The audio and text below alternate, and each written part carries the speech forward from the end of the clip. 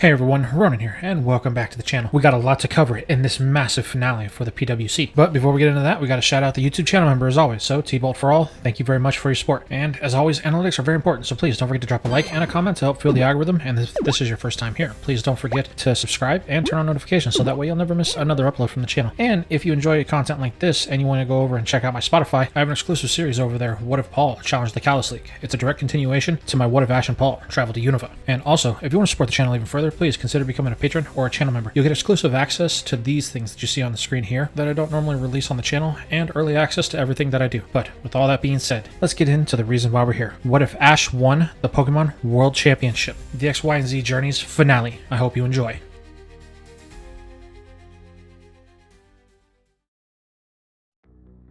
The sterile air of the lab is thick with the smell of ozone and panic. Goh crashes to his knees on the cold floor, his heart a frantic drum against his ribs. Horus lies motionless before him, a cruel black collar still smoldering around his neck, his skin pale and clammy. Horus! Horus! Can you hear me? Goh's voice is a desperate, crackling thing. He gets no response, but the shallow, terrifyingly weak rise and fall of his friend's chest. Meganium stands vigil, a low, worried rumble escaping its throat, as it nudges Horus's shoulder with his blossoms, but the boy doesn't stir. Frantic, Goh fumbles his Rotom phone out of his pocket. Come on, work. Please work, he pleads, his fingers slipping on the screen as he tries to dial Professor Amaranth. The Rotom phone's face flickers, glitching. The signal bar is completely empty. No, we're too deep in the mountain, he cries, the words echoing in the vast, silent chamber. The reality of their isolation crashes down on him, a physical weight on his shoulders. He is utterly alone with this. Then Horus's breathing hitches, turning wet and ragged, a horrible, labored sound that seems to scrape from his lungs. Goh's blood runs cold.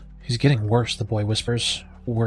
We're too far from help. He needs a center now. The panic crystallizes in a single moment, terrifying point of action. He looks up, his gaze looking with Meganium's intelligent, anxious eyes. Meganium, he says, his voice gaining a sliver of resolve. We need to get him out of here. We have to get to the surface. Can you carry him? Gently, please. You have to keep him steady. The grass-type Pokemon gives a firm, determined nod. It leans down, and with an incredible tenderness, two thick vines slide beneath Horus's back and knees, lifting him from the cold floor with the utmost care. It holds him cradled against its chest, its blossoms bent over him like a protective canopy, keeping him perfectly level. It's a small mercy, a single point of control in the spiraling chaos. But as Goh scrambles to his feet, ready to sprint toward the elevator, a new, ice-cold fear seizes him, rooting him in the spot. His eyes draw back to the sinister black band around Horus's neck, the shock collar. It went off when Horus tried to pursue Team Galactic. His mind races, scenarios flashing before him. What if they're still here? What if they're waiting? The thought is a sucker punch to his gut. If they trigger the collars again while Horus is like this, suspended in Meganium's vines, it wouldn't just hurt him, it would stop his heart. It would kill him. Goh stands paralyzed in the corridor, the path to salvation now looking like a potential gauntlet of a death sentence. Every option is a potential catastrophe. To stay is to let Horus fade away in this tomb. To go is to risk delivering him directly into his executioner's hands. The weight of the decision, a choice between certain decline or potential doom, presses down on him, and for a horrifying second, he can't move, can't think. He can only stare at his friend's ashen face and know that his next word, his next step, will decide everything. With Goh struggling to save Horus, we shift over to a more serene scene. The sun is setting over Anistar City, painting the ancient stones of the sundial in hues of orange and violet. It's here, in the quiet glow of the evening, that Serena calls an end to her day. She kneels before her partners, a proud smile gracing her features. That was perfect, you guys. Absolutely perfect, she says, her voice warm with affection. Delphox gives a dignified nod, its fiery wand flickering softly. Sylveon thrills a happy note, its ribbons curling contently, while Pancham strikes a practiced, confident pose, puffing out its chest. I mean it, Serena continues, her gaze sweeping over her team. You've never looked better. Tomorrow, that key is ours. I can feel it. They smirk in unison, a well-rehearsed team radiating a harmony that goes far beyond battles. But that harmony shatters in an instant. A wave of pure, unadulterated malice washes over the city, a psychic pressure so intense it feels like the air itself is turned into ice. Delphox, its psychic typing making it acutely sensitive, stumbles back with a sharp cry, clutching its head as its ears flatten against its skull. Sylveon's joyful trill becomes a whimper of fear, and Pancham's confident smirk vanishes, replaced by wide-eyed alarm. Serena feels it too, a cold dread that has nothing to do with the evening chill.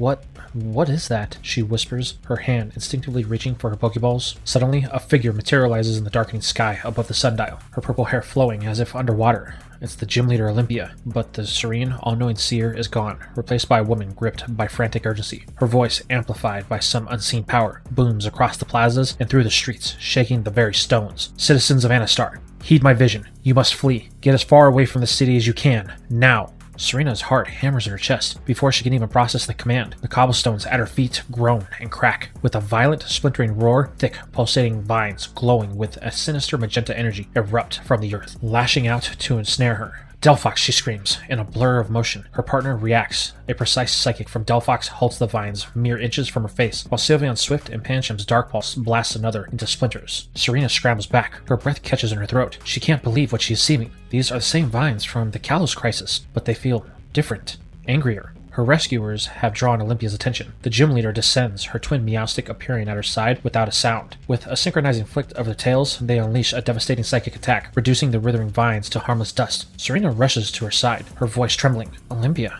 what is going on? What are these? Olympia's eyes, usually focused on distant futures, are sharp with immediate peril. The pattern has shifted, she says, her voice low and grave. The random, scattered vines that have plagued our region were a symptom. Now they are a focused attack. A conscious, hateful will guides them. They are coming here, to the sacred place. They mean to finish what Lysander started. Serena's blood runs cold. Finish it? But how?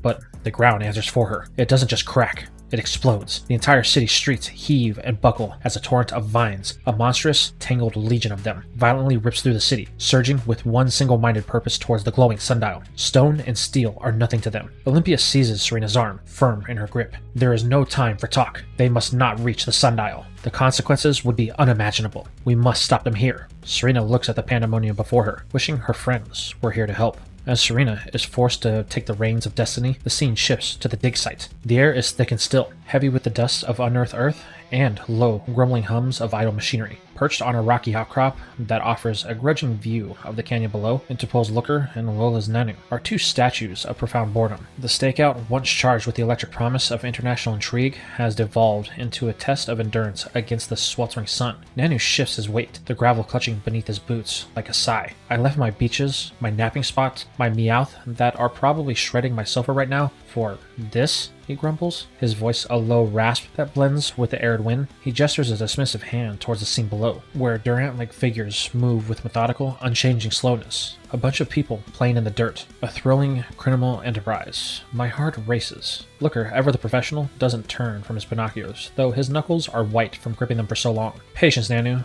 It's the most vital tool for an investigator. The ne'er-do-wells will reveal their hand in due time. We must merely bake like a pair of Mallo's potatoes, Nanu interrupts, leaning back against the sun-warmed rock. This is a waste of both of our talents, especially mine. Suddenly, Looker stiffens. His professional cadence vanishes, replaced by a sharp, urgent whisper. Quiet. Be quiet now. Nanu's cynical retort dies on his lips. He follows Looker's unwavering gaze, snatching his own binoculars to his eyes. The scene below is no longer one of tedious order. It is one of chaos. The workers are no longer ants. They are a terrified swarm abandoning their massive excavators and earth movers, scrambling over mounds of dirt in a blind panic to escape the dig site and its deep pit. What in the world? Nanu murmurs, his boredom instantly vaporized. Then they see it. A flash of violet and white. A whirl of elegant motion amidst the chaos. Diantha, her expression a mask of fierce concentration, dances back from the edge of the pit. At her side, her Gardevoir glows with the ethereal blinding light, its form shifting, expanding, its chest blossoming into a magnificent black and white mega-evolved gown. A sphere of psychic energy, a shadow ball, hurls into the abyss, illuminating something massive and shifting for a split second. But it's not good enough. The very earth heaves, not with an explosion, but with a grotesque organic growth. Giant, pulsating vines, thick as ancient tree trunks, and the color of bruised meat, erupt from the pit. They don't just grow, they lunge. They snake around the abandoned excavators, their terrifying sentient purpose creaking metal, groaning in protest before being utterly crushed. They coil over bulldozers, and as Looker and Nanu watch in horror, the vines seem to consume. They absorb the machinery, pulling shattered hulks of steel and glass into the churning mass, digesting the technology into its ever-growing form. It's eating them, Looker breathes, his voice trembling with a disbelief he has never before allowed himself on a case. The vines writhe and coalesce, pulling the consumed wreckage into a central terrifying shape. A monolith of vegetation and shattered metal begins to rise out of the pits, a crude, monstrous giant taking shape, and at its heart, a power source glows with a sticky, mesmerizing pink light, a strange, jagged crystal that looks like the broken head of some sort of ancient, petrified statue, its light beating like a malevolent heart. Danu's binoculars lower slowly, his usual apathy shattered into 1,000 pieces. That's not a Pokemon.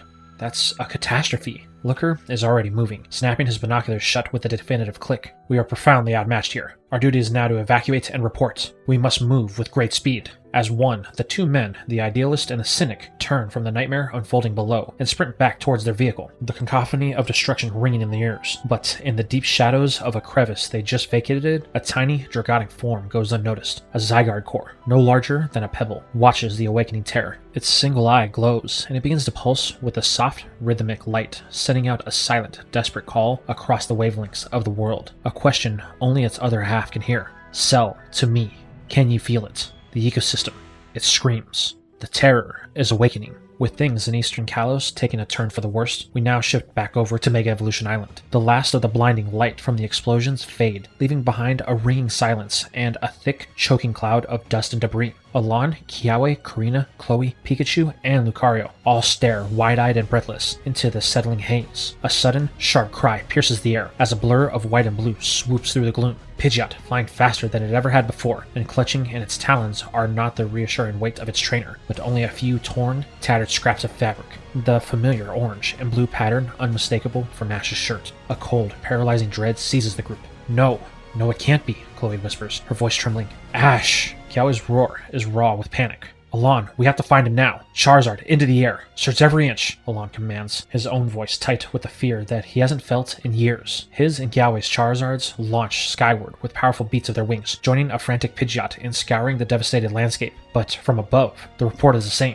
Nothing. There's no sign of the boy, who was just there, fighting alongside of them. Lucario stumbles forward, its body aching from the strain of Mega Evolution, but it sprints, screaming in denial. He can't be gone. He is not gone. It drops to one knee, planting its paws on the ground, reaching out into its aura senses, pushing past its exhaustion. But its own terror, a frantic, staticky wave of fear for its trainer, clouds its perception, making the flow of aura hazy and indistinct. The more it struggles, the less it can feel, and the more its panic grows. Where is he?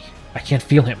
Then a sound, a soft, almost gentle pop that seems to ring in everyone's ears. A note of pure, clean energy that cuts through the chaos. The sound demands focus, and in that sudden, collective moment of silence, Lucario's senses clear. It's faint, a flicker like a distant star, but it's there, unmistakable. But it's not on the island. Lucario's head snaps up, its red eyes searching the empty sky. The others follow its gaze. There, hovering serenely above the destruction, is a magnificent blue-scaled Latios, and on its back, they can make out what seems to be the silhouette of a boy, clutching the legendary Pokemon's neck. From atop Latios, Ash blinks, his world swimming back into focus. He sees the worried faces of his friends far below, the devastation caused by Team Galactic's diversion. Then he realizes the powerful, steady presence beneath him. Latios, he breathes, a wave of immense gratitude washing over him. You saved me. Thank you. The Eon Pokemon glances back, its gaze stoic yet understanding, before slowly, gracefully descending to the ground. Ash slides from its back and is immediately bombarded by his relieved friends. Pikachu, he laughs as his partner leaps into his arms, nuzzling his cheeks with frantic, happy cries. But Ash's smile quickly fades as his eyes land on Lucario, still struggling to stand.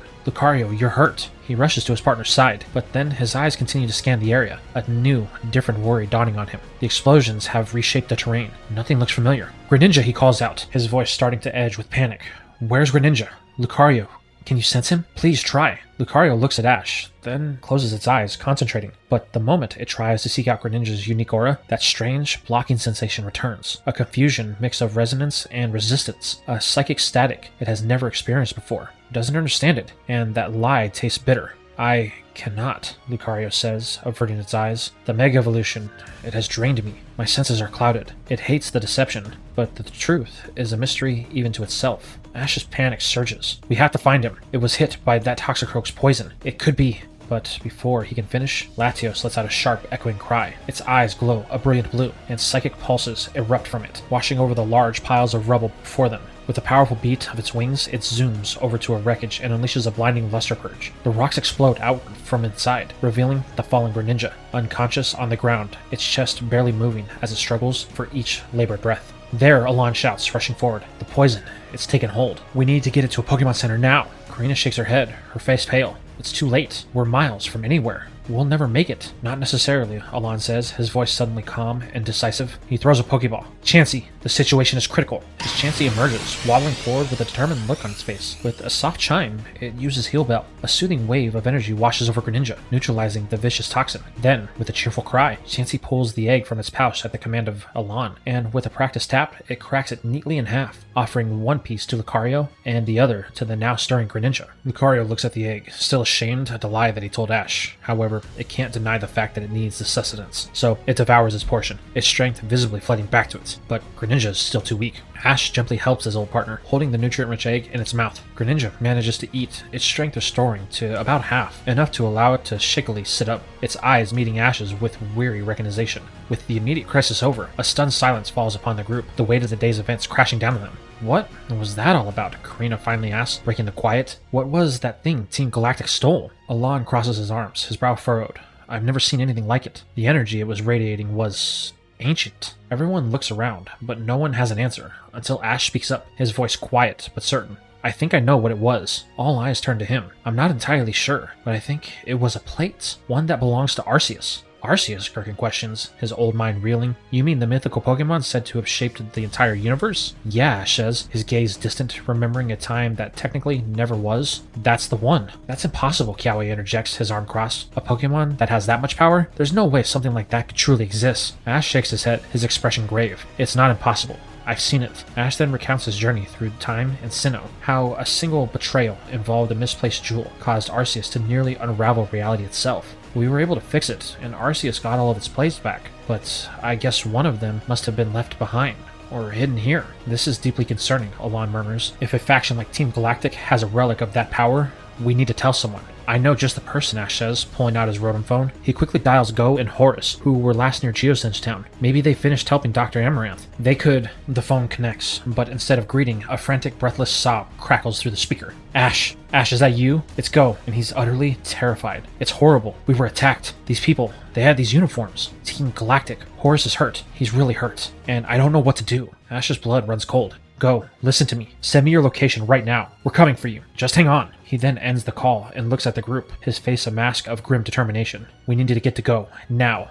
Go, Chloe says, her hands flying to her mouth. We have to go. Right now. Ash looks at his team. Greninja, Lucario, Pidgeot, all battered and worn. Karina's boat is destroyed. The Charizards are exhausted. His eyes then land to their savior, Latios. He pleads, stepping towards the legendary Pokemon. Please, can you take me and Chloe to our friend? He's in real trouble, and you're the only one that can help. Latios hovers silently, its intelligent eyes studying Ash's determined, worried face. After a moment that feels like an eternity, it dips its head and tilts its body low to the ground, a clear invitation. Ash turns to Alon, Kiawe, Gurken, and Karina. I'm glad I got a chance to see you all again. When this is over, I want a proper battle. A Coronation Series match. A faint smile touches Alon's lips. Count on it. I still want to rematch you and Greninja. Ash nods. He then turns to Greninja. He pulls out its Pokeball. You're coming with me. I'll get you to a Pokemon Center, and then you can go back on your mission. Deal? Greninja gives a weak but firm nod, as in a flash of red light, it returns to the Pokeball, safe with its trainer. Ash recalls Pidgeot and then looks at Lucario, placing a hand on his shoulder. Thanks for everything, Lucario. Get some rest. Lucario nods, and is recalled. Chloe recalls Eevee, and the two quickly mount Latios' back. With one final look at his friends standing amidst the ruins, Ash gives the command. Alright, Latios, let's go. There is no sound, only a sudden incredible pressure as Latios becomes a blue streak against the sky, vanishing from sight in the blink of an eye, leaving the others to stare after them. The wind of his departure, the only sign that it was ever there in the first place. It doesn't take long. The coastal winds whip against their faces, a salty tinge that does nothing to clear the panic clouding the air. Latios' flight is a blue blur over the churning seas of Kalos, a direct line to the frantic ping on Ash's Rotom phone. The signal leads them to a scar on the coastline just outside Geosenge Town, the crumbling, forgotten lab that looks like it's one storm away from collapsing into the waves. And there, a stark contrast to the serene landscape, is the heart of the crisis. Their transport is a smoldering wreck, tongues of orange fire greedily licking at the metal shell, and beside it, a scene that chills them more than the ocean spray. Goes on his knees, his frame shaking with ragged, hysteric sobs. At his feet, Horus lies terrifyingly still, a raw, angry red mark circling his neck like a vicious band. Go's hands are clutching the discarded, sinister-looking shock collar, his knuckles white. Meganium and Cinderace stand guard, their faces etched with worry and defiance. Go, Ash yells as he and Chloe leap from Latios before it even fully touches down, their feet hitting the rocky ground with a skid. What happened? Is he breathing? Go's head snaps up, his eyes wide and glistening with unshed tears. Ash, Chloe, he... The words won't form, choked by fear and guilt. Deep breaths, Go, now, Ash commands, his voice firm but not unkind. A rock in the swirling chaos. Tell us. The story tumbles out of Go in a frantic, broken rush. The hidden chamber in the lab's ruins. The glowing green crystal they found. The ambush. Men and women in stark white uniforms calling themselves Team Galactic. A smug, sneering scientist named Charon who clamped the metal cold collars around their necks. The threats. A promise of paralyzing pain if they tried to follow. The theft of the crystal. I was so scared, Ash, Go whispers, his voice crackling. I just froze. I couldn't move. But Horus, he didn't even think about it. He ran after them. He tried to be a hero. A single tear finally escapes, tracing a clean path through the grim on his face. And look what happened. This was my first real mission as a chaser, and I failed. Someone got hurt because of me. Chloe immediately drops down, placing a comforting hand on his shoulders. Go. No, this isn't your fault. You hear me? This is their doing. But Ash's mind is already racing, connecting threads. Team Galactic. They were on Mega Island too. They took something else, something dangerous. Go, we have to call Looker, or Professor Amaranth, now. Go wipes his eyes, and with the back of his hand, he gestures of helpless frustration. I've been trying. There's no signal. Nothing gets through. Ash's eyes narrow, scanning the cliffs. They're blocking it. It has to be. Then an idea sparks. He turns to the sleek Eon Pokemon beside them. Latios, do you think you can take us up? Really high, above whatever is jamming the signal? Latios lets out a low, understanding cry, dipping its head and tilting its body to offer them a ride. Go balks, his gaze darting to Horus's unconscious form. But we can't leave him. We're not leaving him, Chloe says, her voice steady and sure. I've got him. Meganium and Cinderace are here. We'll be okay. Just go, and make it quick. With a reluctant nod, Go climbs on behind Ash. Latios pushes off from the ground with the powerful beat of its wings, soaring vertical into the sky. The world shrinks below them, and the wreckage becomes a speck, the lab a forgotten toy. The air grows thin and cold. Finally, after an agonizing climb, a triumphant ping echoes from Go's rodent phone. We've got a signal. It's connecting to Looker, Go cries. The screen flickers to life, but the hope is instantly shattered by a wall of noise and chaos. The image is shaky, blurred by smoke and movement. Looker's face, usually composed, is smudged with soot and strained with panic. In the background, Nanu is a blur of motion, the aura of a powerful Z-move blazing around him as he unleashes it on an unseen monstrous foe. Go! This is not a good time, Looker yells, ducking as a piece of debris flies past the camera. The situation here is critical. Looker, it's Team Galactic. They've attacked us, and they've got... Ash shouts, but his words are drowned out by a deafening concussive boom from Looker's end. The screen scrambles into a mess of digital snow before going completely black. The connection is dead. Silence, save for the howling winds at this altitude, rings in the air. Ash's eyes are wide, not with defeat, but with a terrifying, dawning recognition. Rotom, Ash says, his voice low and urgent. Play it back. The very last second before the explosion. Slow it down, frame by frame. Latios descends as the phone's screen rewinds, the chaos playing in reverse before freezing on a single crystal-clear frame right before the blast. In the upper corner of the screen is a massive, geometric shape of glowing, ominous rock. A cold dread, a feeling he'd hoped he'd never feel again, washes over Ash, so powerful it triggers a response from within. In two flashes of white light, Lucario and Greninja materialize next to Latios, summoned by their trainer's spike of adrenaline and fear. Lucario assumes a fighting stance, sensing immediate danger, but Greninja just stares at the screen, its posture rigid. It knows. It reformed, Ash breathes, showing the phone to his partner. The giant rock. It's back. Somehow, it's back. He looks at Go, his expression grave. If that thing reaches the Anastar sundial, it'll create an explosion that could wipe out everything. The whole planet. How did you stop it last time, Chloe asks. Zygarde, Ash says, landing and rushing over. But Greninja can't feel its presence anywhere in Kalos. It's gone. He takes a deep breath, the weight of the world settling onto his shoulders. We have to go. Now. We have to stop it from reaching the city. This all started because of me and Greninja. It is our responsibility. We can't just leave, Go protests, gesturing wildly at Horus. He's hurt. He needs help. However, a weak but determined voice cuts through the argument. No, I don't. They all turn. Horus is struggling to push himself up to his elbows, wincing in pain, but his eyes blazing with resolve. I heard everything, he grunts. You have to go. You have to stop this. Horus, you can't, Go pleads. You can barely sit up. It doesn't matter what I can or can't do, Horus yells, the force of his words making him cough. We're chasers, Go. That means we chase the truth. We protect people and Pokemon. That's the responsibility. I'm going, with or without you. With a tremendous effort, fueled purely by will, he staggers to his feet, recalling his weary Meganium. So, how are we getting there? Our ride is toast. Ash turns to the legendary Pokemon. I think we've got that covered. He recalls Greninja and Lucario to their balls, telling them to rest up for the battle to come. Then he sends out another faithful companion, Pidgeot. Listen, I know you're tired, buddy, but I need you. I need you to push harder than you ever have before. The whole world is counting on us. Pidgeot lets out a majestic, determined cry, stretching its immense wings. Ash helps the unsteady Horus onto its back. Horus, this is insane, Goh cries, his voice bordering on desperation. It's too dangerous. But his plead is met with the 3 sets of determined eyes. Ash, Chloe, and Horus. They are all a united front. They are going. Ash then does one thing Goh never expected. He accepts it. If you change your mind, Ash says, his voice carrying a finality that leaves no room for argument, Anistar City is to the east of here. We don't have time to wait. He nods to his Pokemon. Latios, Pidgeot, let's get moving. With a powerful downdraft that forces Goh to shield his face, the 2 Pokemon leap into the sky, turning east and shooting towards the horizon like arrows. In seconds, they are specks, then gone. The silence that is left behind is deafening. The only sounds are the crackle of the dying fire and the shallow, rugged sound of Goh's own breathing. He stands alone, surrounded by his Pokemon, watching the empty sky where his friends vanished. The one fear that had always haunted him,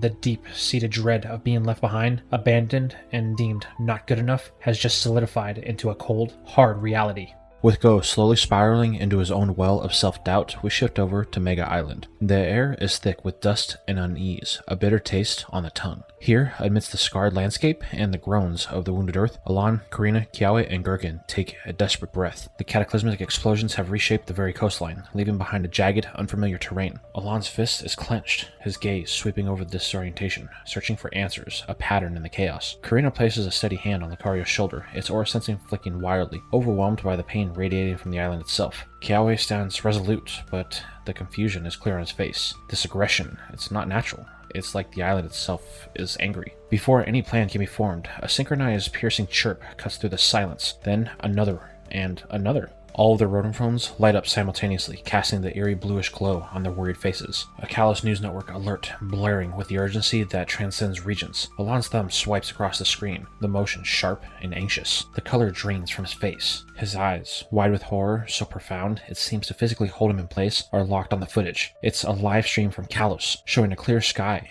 being torn asunder by a familiar, monstrous black and red specter. Karina doesn't need to see the screen. She sees the ghost of a past nightmare reflected on his face. Alan, it can't be. What? Kiawe demands, his own phone held up, showing the terrifying entity streaking across the land. What is that thing? The news says it's heading for Anistar City. Alan's voice is a hollow echo, the words tasting of dust. That's the ultimate weapon, resurrected.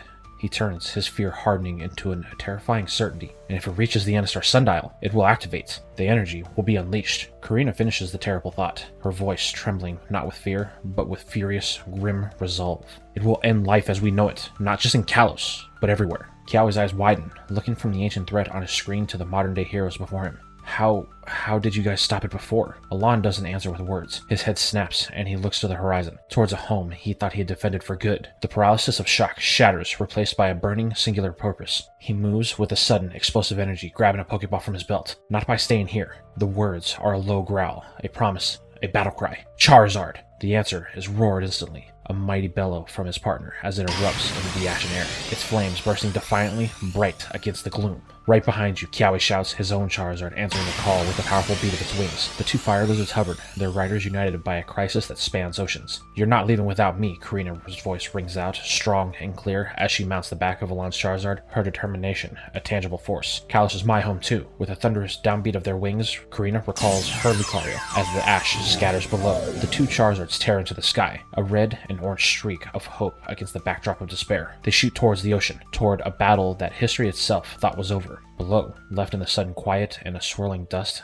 that they left in their wake, Gherkin stands alone. The commotion fades, but a new sensation, cold and deep, begins to prickle at his awareness. He places his hand on the scorched earth. The aggressive Pokemon have suddenly stilled, not calm, but emptied, as the malevolent energy sustaining their rage has vanished, drained away. A profound emptiness remains. Gherkin's eyes widen. That oppressive aura that they felt, it's gone. Not dissipated, but departed. He looks from the troubled ground to the shrieking specks into the sky, a chilling realization dawning. They raced off to face the oblivious calamity, but the source, the catalyst, it was here, and now it's moving. The region may be in more trouble than any of them know. With things in Kalos reaching a boiling point as the threat of the end of the world manifests once more, we catch a glare from the polished chrome elevator of Rose Tower as it ascends in the near still hum, its doors parting to reveal the immaculate cavernous office of Chairman Rose. He steps out, the sharp click of his boots on the marble floor echoing his satisfaction. His expression is one of profound, unshakable confidence, the look of a man returning from a mission not just well done, but perfectly executed. Across the room, Oleana stands, like a specter, her tablet held close to her chest,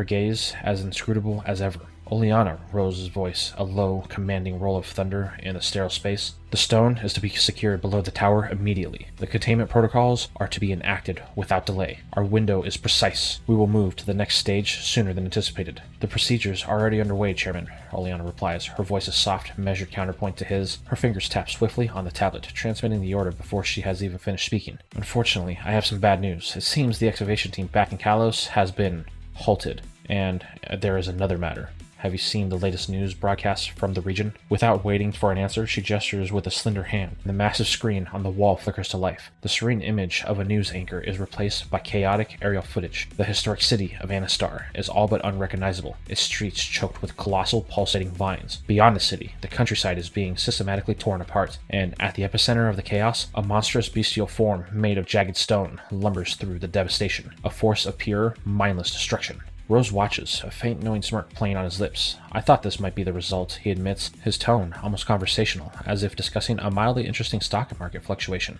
We were digging in that very spot for months. The stone, it was in multiple pieces, fractured. We found the vines were protective, aggressively so. The more we tried to secure the remnants of the remaining stone, the more violent the reaction became.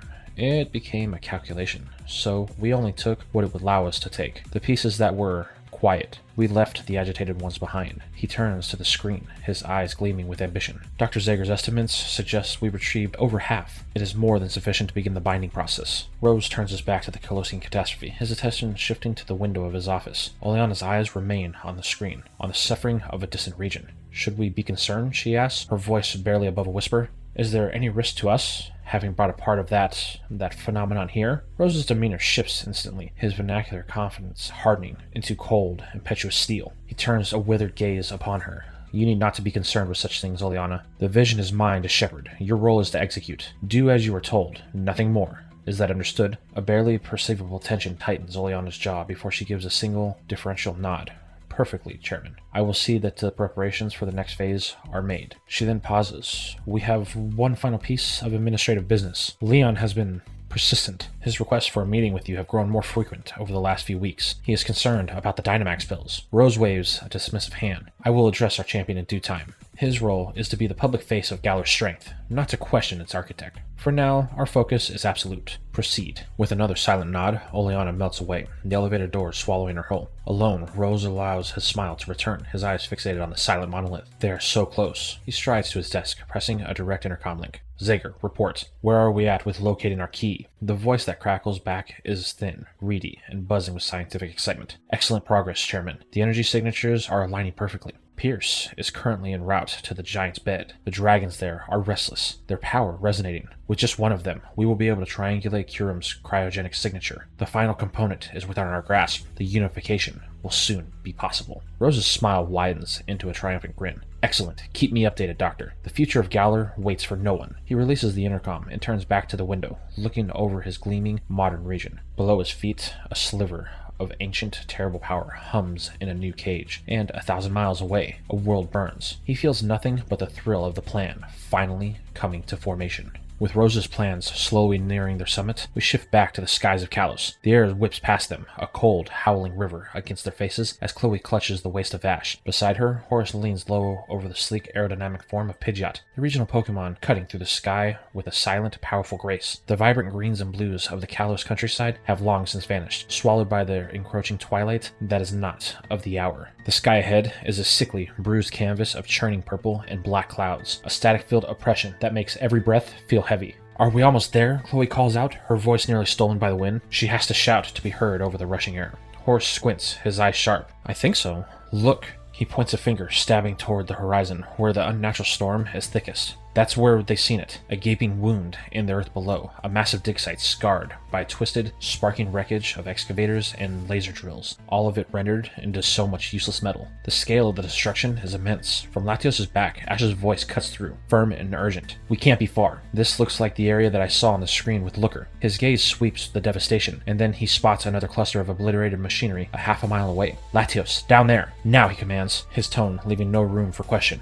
I can hear someone calling. The two Pokemon bang sharply, descending into the eerie quiet of the ruined site. The moment their feet touch the scarred earth, the silence feels alive. threatening. They dismount, and from behind the husk of an overturned bulldozer, two familiar figures emerge. It's Nano, his usual cynicism replaced with a sharp, grim alertness, and Looker, his trench coat dusty, and his face etched with a deep professional worry. "Looker, Nano," Ash exclaims, rushing towards them. "What happened here?" Looker steps forward, his voice a low, rapid report. "We have been surveilling this location for days, Ash. A crew was digging for the remnants of that thing, the giant stone that once threatened Kalos." He dusts his jacket off, a gesture of pure exhaustion. "We observed DIDNT herself overseeing the operations. Then, this morning, they pulled most of their equipment back. They transported a large portion of the excavated stone fragments to another location. That was when it all went wrong." He takes a shaky breath. Vines, dozens of them, thick as ancient trees, and glowing with that horrible energy, erupted from the excavation pit. They didn't just emerge, they attacked. They lashed out, crushing everything in sight. They just burst from the ground again, carrying another larger fragment of the stone with them. They started to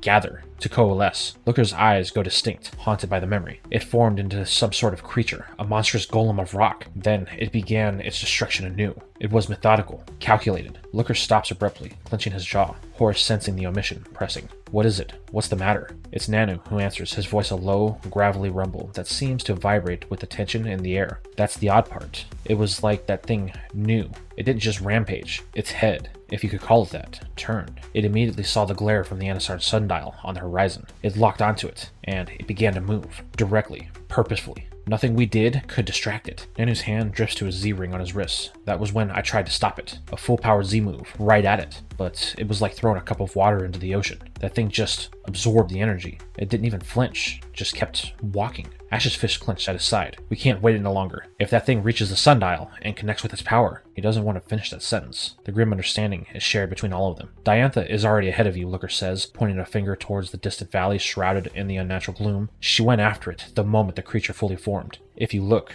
you can see it just there." They follow his gaze, and there, a dark, shifting silhouette against the bruised sky, is the monster, a moving mountain of hatred. Ash doesn't hesitate, not for a second. "We're going after it," he states, his voice leaving no room for argument. In a flash of brilliant red light, his team materializes. Lucario, Greninja, Gengar, Ponyta. "I know you're all tired," Ash says, his gaze sweeping over his partners. His voice thick with emotion, but unwavering in its resolve. "But if we don't do this, then a lot of people are going to get hurt. Or worse." One by one, they nod, their bodies tensing as they turn to face the distant looming threat. Greninja steps forward, a silent vow to lead the charge, its form already beginning to shimmer with the potential of the bond phenomenon. Seeing this, Lucario lets out a low growl, a blue aura erupting from its brilliant cornea, resonating with the Megastone on its paw and answering the call of the Keystone on Ash's wrist. It will not let Greninja show it up again. "We're not letting you carry the weight by yourself, Ash," Chloe declares, already swinging onto Pidgeot's back. Horus is right behind her, his expression set. This is where Nanu lets out a dry, humorous chuckle.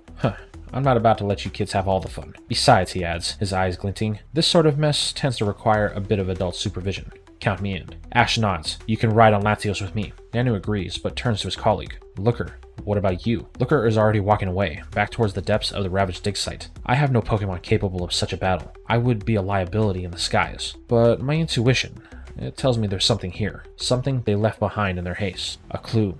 A data drive. Something. My hunches are rarely wrong." Nanu gives a curt, respectful nod. "Fine. Be careful down there, but I know better than to doubt your hunches. Get what you were looking for." Before another word can be exchanged, a violent thunderous boom rocks the very foundation of the land. It rolls across the valley, a wave of pure force, and its origin is unmistakable, the direction of Anistar City. A pillar of sinister purple energy briefly claws at the sky before fading. Ash's eyes widen. If the monolith isn't at the sundial yet, it's close. That's our signal. Let's go! With no more words to spare, Latios and Pidgeot leap into the charged air, their wings beating against the oppressive atmosphere, carrying their riders towards the epicenter of the explosion. They leave Looker alone in the silence, a single man turning to face the dark, gaping hole in the earth, ready to uncover the secrets it desperately tried to bury. As Looker descends into the abyss, we look into the darkness. The air is thick with the static of despair, humming from the screen of Goh's rodent phone, and radiating from the boy himself. Crouched on the floor, he is a live wire of frantic, wounded energy, his gaze locked onto the chaotic scene unfolding far away. "They just left," he mutters, the words not much more than a choked whisper, yet sharp enough to cut through the quiet. His Pokemon, Cinderace, Sobble, Dragonite, and the others, watch him, a silent, concerned council. All of them,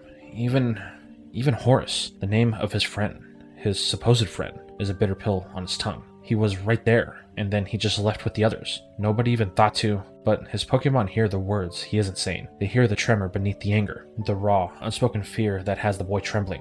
It isn't about being left behind. It's about being left powerless. Horus got hurt. Really hurt, right in front of him, and Goh could do nothing. Absolutely nothing. The feeling is a cold, familiar poison in his veins, taking him right back to a schoolyard where other children's laughter echoed around him, mocking his dream, his belief in Mew. That old, haunting sensation of being inadequate, of being a failure. But this time, the other kids aren't the enemy. The enemy is the voice in his own head, the one that whispers he's not strong enough, not brave enough, not enough. He is his own cage, and he can't even see the bars. Cinderace nudges his arm, a soft grunt, and Dragonite lets out a low, worried groan. Their attempts to comfort him bouncing off the walls of his despair. He just doesn't get it. Then the screen flares. Ash, Horus, and Chloe burst into the frame, arriving straight into the heart of the danger. Goh's rant dies instantly, his anger evaporating like a mist, replaced by a cold, sheer terror that freezes his blood. No, what are they doing? They're right there. His friends are in the line of fire, and he is here, safe and useless. He watches, his heart hammering against his ribs, as the battle escalates into something legendary. Lucario is suddenly sheathed in a blinding blue aura, mega evolving with the roar that crackles through the phone's speakers. Then, a Pokemon Goh has never seen before. A form of water and light that moves like a phantom, transforms, and the name from Ash's stories clicks into place. Is that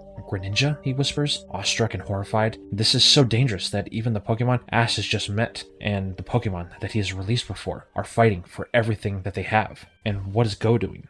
Feeling sorry for himself? The fight drains out of him completely. His legs give way, and he plops down hard onto the ground, the foam clattering beside him. He just stares blankly, lost. His Pokemon exchange confused, helpless glances. What do they do? Then, a small, cool hand rests atop his own. Goh looks down.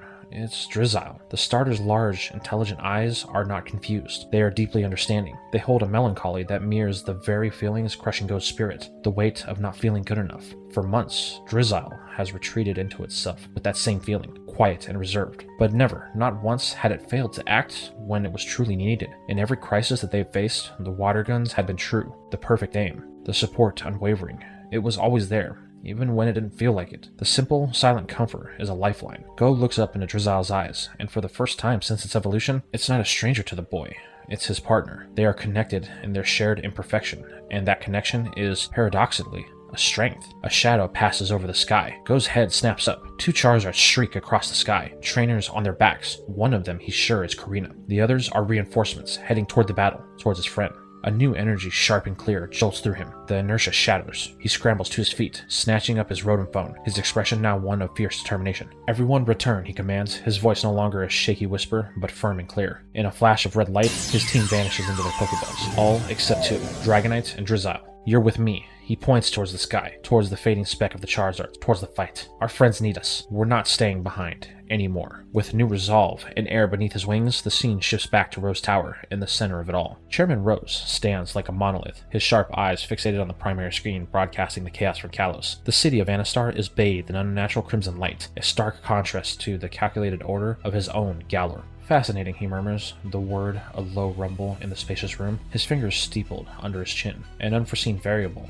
I had not calculated that the abomination's awakening would trigger such a localized cataclysm. A slow, calculated smile touches his lips. There is no warmth in it. It is just the expression of a man watching a complex equation finally solve itself. He turns his head slightly, addressing Dr. Zygarde on a screen. What's the levels of the energy signature? From the shadows, Oleon appears once again, her voice a crisp digital report. The residual energies radiating from the rock is potent, but finite. Projections confirm that it will be contained to Anistar City. The collateral damage will be significant for the inhabitants, but the threat will burn itself out. It will not reach our borders. A tragedy for them, Rose says, his tone devoid of any genuine sympathy. He watches the building crumble on screen, his reflection superimposed over the destruction. But at least it will solve our little problem. That creature will be annihilated, and the Galar particles within the Anastar crystal will be neutralized, a permanent end to the potential rival of energy sources. One less complication for our future, his future. The serene, monstrous contemplation is shattered by a soft chime from his desk console. A light blinks. Security override. Rose's smile vanishes, replaced by a deep scowl that etches lines of fury into his face. He wouldn't dare. With a sharp, angry gesture, he kills the Kalos broadcast, and the screen dissolves into a serene, corporate blue. The office is once again a tomb of quiet ambition, but it is not a tomb with only one occupant. High above, concealed within the dark, dusty veins of the ventilation system, two sets of eyes are wide with stolen opportunity. Jesse and James, pressed comfortably against the cold metal, have seen and heard everything. Did you hear that, James? Jesse whispers, a voice a mixture of horror and glee. Anistar City. That's where things nearly ended the last time. Focus, Jesse, focus. James hushes her, his own mind racing. Forget the twerps, forget what happened in the past. Chairman said, that thing, and the crystal. Don't you see? This is our way in. If they're talking about powerful rocks and hidden prisoners, this is obviously connected to where they would be keeping Giovanni. A brilliant, terrible idea sparks in Jesse's eyes. You're right. That blustering oaf Leon is on his way up. While Rose is distracted, we can snoop in and go through his private files. We'll find the location of the secret facility and that traitor Pierce. We'll get the chance to finally face that ingrate for all of the misery he put us through. Unbeknownst to the scheming duo, their whispered plans are not their only audience. Crouched behind them, in the profound darkness, a pair of large, curious blue eyes watches their every move. A small Pokemon, drawn to them by their chaotic ride through ultra space and the rift that it created, has found these two humans to be the most fascinating creatures it has ever encountered. It tilts its head, a soft, almost silent chirp of amusement escaping it. Their consistent bickering, their grandiose plans, that always end in explosive failure. It's better than any television show. Yet, as it watches them plot, a faint, nagging sense of incompletion tugs at its heart. The large eyes scan the cramped duck. The information is thrilling. The potential of delightful chaos is high, but something feels missing. The pattern feels wrong. There's loud, flashy Jesse. There's anxious, detail-oriented James. But where is the third? The small, quiet one that often offers the simple, grounding words to keep their entire operation from immediately collapsing. For the first time, the Pokemon feels a ping of something other than amusement, a sense of absence. The trio is incomplete. With Team Rocket plotting their next move, we flash back over to Kalos. The air crackles with tension, thick and heavy like the storm clouds gathering above Anistar Bay. Ash and his friends, set with grim determination, stands flanked by Greninja and Lucario, their eyes fixated on the monolithic horror wading through the churning water. High above, the silhouettes of Horus on Pidgeot and Nanu on Latios circle like hawks. They are joined on the shore by Diantha, her expression one of profound regret, and the city's gym leader, Olympia, whose usual serenity is fractured by fear. The stone creature, a grotesque patchwork of the ultimate weapon's remains, moves with a singular, terrifying purpose, its massive limbs churning the bay into a froth as it marches exuberantly towards the glowing spire of the sundial. Its reactivation is a mystery, a ghost from the war that they thought they had won. Why is it moving again? Ash shouts over the roaring wind, turning to the champion. We stopped it. We destroyed it. Diantha's voice is heavy with guilt. The vines,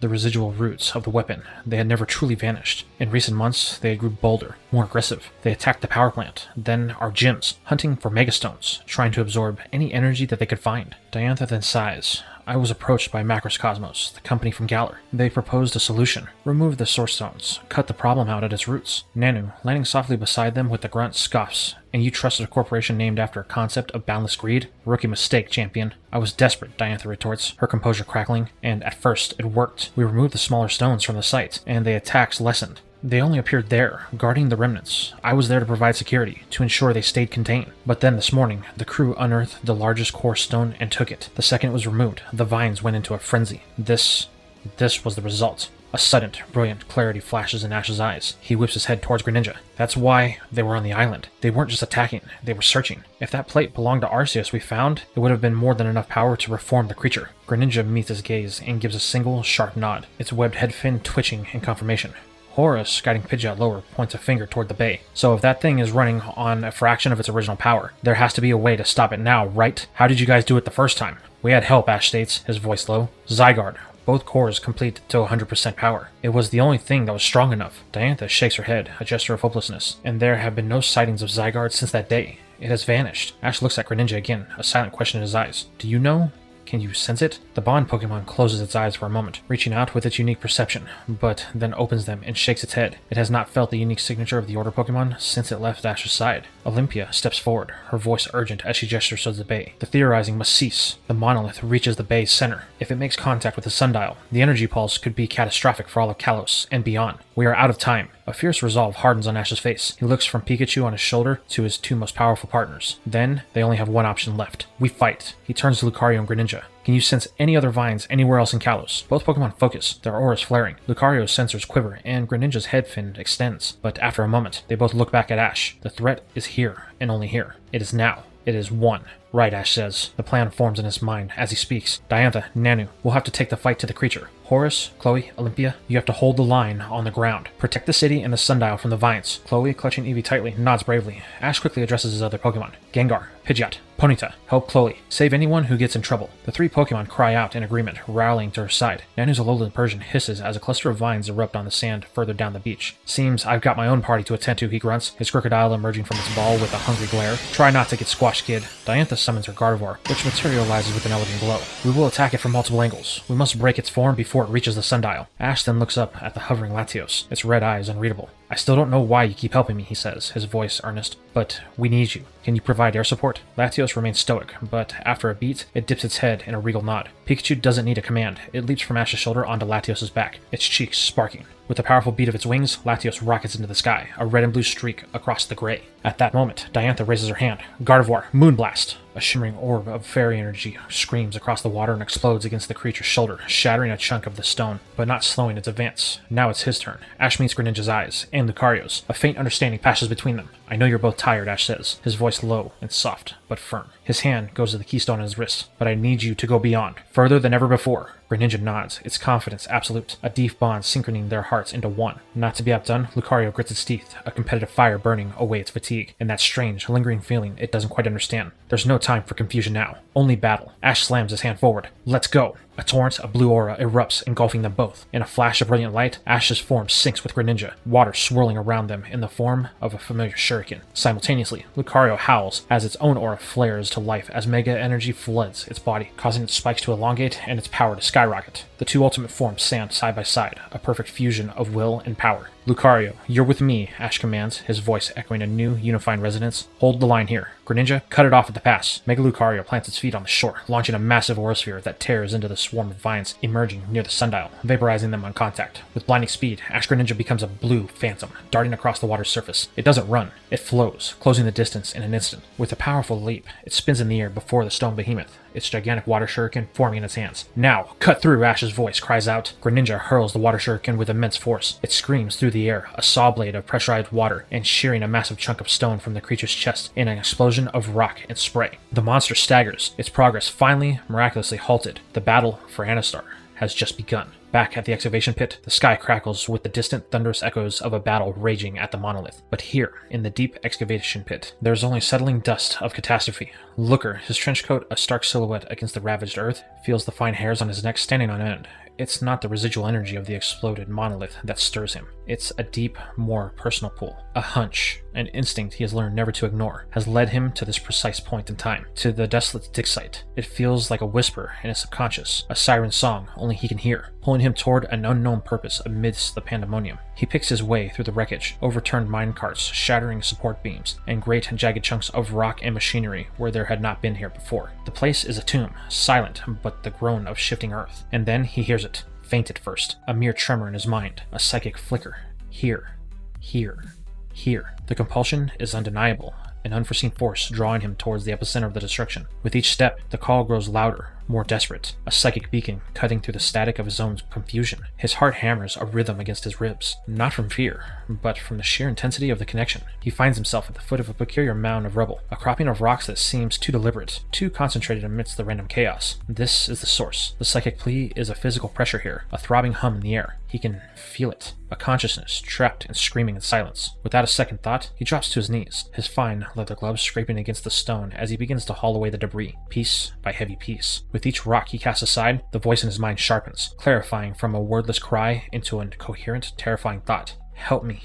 Please, help me. I need to get out of here. Another heavy slab is thrown aside. We have to stop the rock. It must not reach the sundial. Looker's breath comes in gasps, his muscles burning, but he drives himself further, fueled by the escalating urgency in the pleas. Finally, his fingers close around a final, flat stone. He grunts, heaving it aside with a final, monumental effort. A brilliant, almost blinding emerald light erupts from within the void, forcing Looker to shield his eyes. As his vision adjusts, he sees the source, a small, soft-bodied being, no larger than his hand, pulsating with the inner light, a single crimson hexagon glowing fiercely on its chest. Its large, dark eye locks onto his, and a voice, clear and direct, now speaks directly into his mind. No longer a distant cry, but a conversation. You heard me. You truly heard my call. Thank goodness. Looker's stunned by this stare. What are you? What is happening? The creature's form seems to vibrate with impatience. There's no time for questions. The Eater of Light approaches the sundial. If it makes contact, the world and mine will be undone. You must take me there. Now.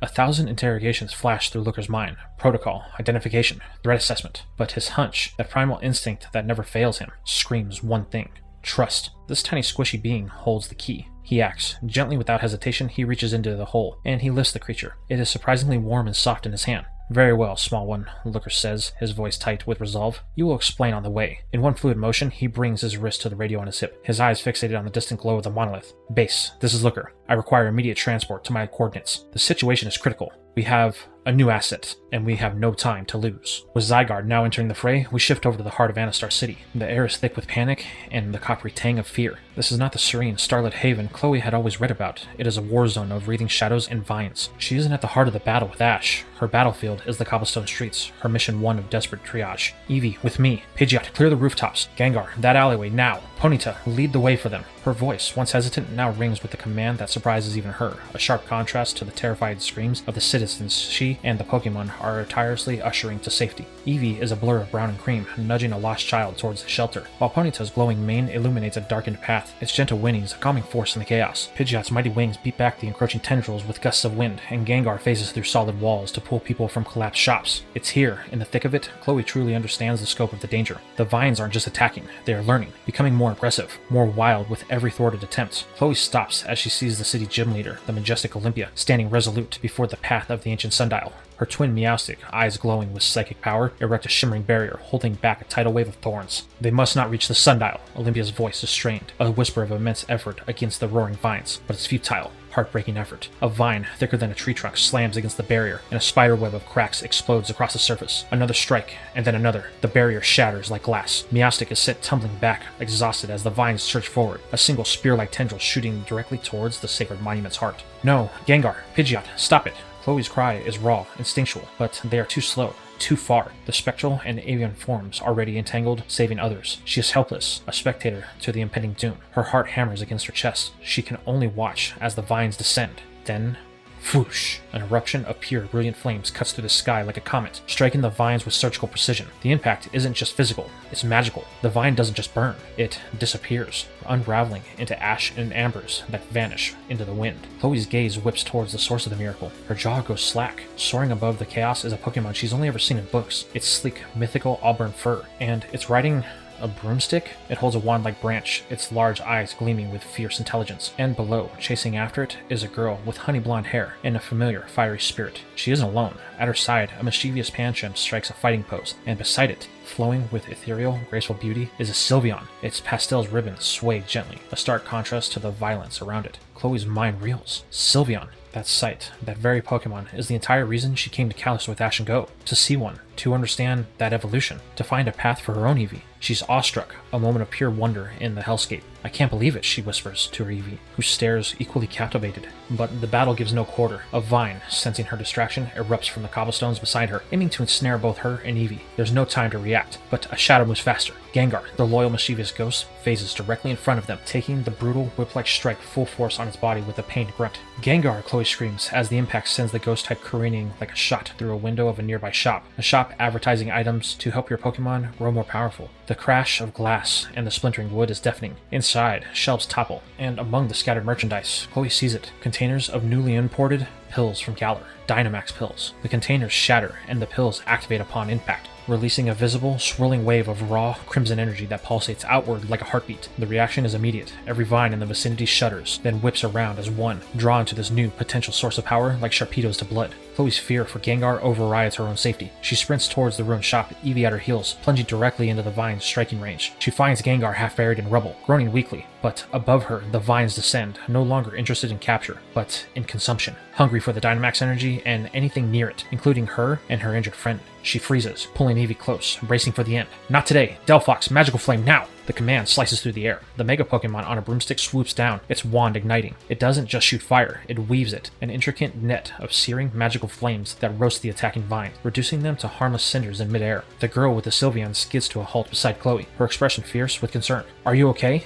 I'm fine, Chloe stammers, her voice shaky. But my friend, Gengar, he's hurt. And those pills. I'm Serena, the girl says quickly, her eyes never leaving the threat, and this is my partner. Right now, you can call it Mega Delphox. The Delphox lands beside Serena, its power of fiery aura. Before Chloe can respond, more vines erupt, this time specifically targeting the radiating Dynamax energy, and Mega Delphox, whose power clearly irritates them. Serena's eyes narrow. Delphox, grab her and get clear. Sylveon, Moonblast, Pancham, Arm Thrust on anything that gets close. Delphox's free hand wraps around Chloe and Eevee, and with a powerful leap, they are airborne, safe from the immediate fray. But it's a tactical retreat for them and a victory for the vines. Unopposed, the thickest tendrils surge into the ruined shop.